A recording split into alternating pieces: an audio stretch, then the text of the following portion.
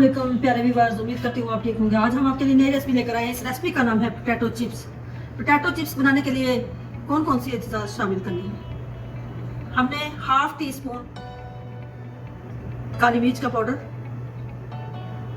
Half tea spoon हमने इसमें salt add कर दिया है,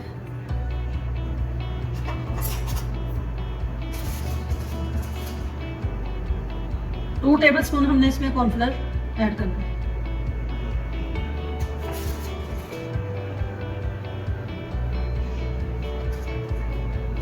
आलू हमने 2 अदद लार्ज साइज के लिए। अब हम इसको अच्छे से मिक्स करते हैं।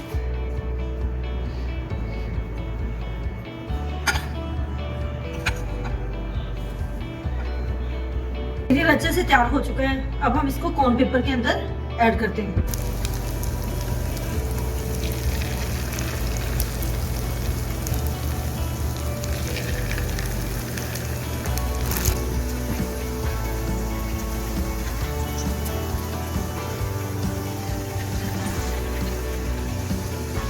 हमने चिप्स ऑयल में ऐड कर दी है। हमने सिर्फ 5 मिनट के लिए इसको क्रिस्पी होने देना है।